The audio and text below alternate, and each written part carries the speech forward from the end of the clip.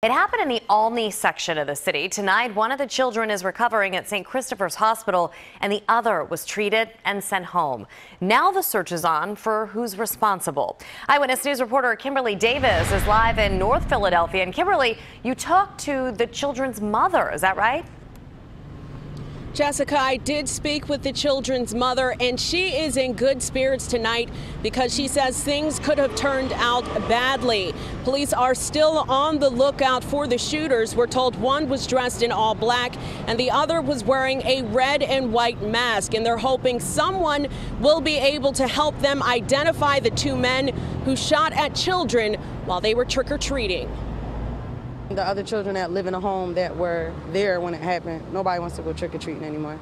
It was a night of trick-or-treating that ended in gunfire and left two children in the hospital after they were caught in the crossfire walking door to door. He won't be walking for who knows, but he's okay. My daughter is home. She's okay. Dominique Wise tells us her sister was with her 14-year-old daughter and 5-year-old son when they were shot. The teen was grazed by a bullet, and her brother was hit in the leg on the 5700 block of North Hope Street in Olney after two men opened fire. The most thing he was sad about was he just went out to get candy and he got shot. Now the incident has left her children afraid to trick-or-treat for fear of being gunned down, especially as police still search for the gunman. For anybody to be struck by that and have their leg fractured as a result, certainly a 5-year-old, it's a very sad state of affairs for that to happen to a 5-year-old. The children left behind their buckets of candy at the scene, so officers brought the Halloween candy to them.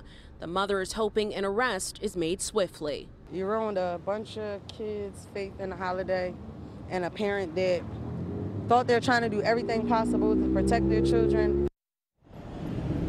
Really just a sad situation there, but the mother tells us she is extremely grateful for Philadelphia police who rushed her two children to the hospital and the back of their squad car. Again, police are looking to speak with anyone who might have more information involving this investigation. For now, we are live in North Philadelphia. I'm Kimberly Davis, CBS 3 Eyewitness News. All right, Kimberly, thank you so much.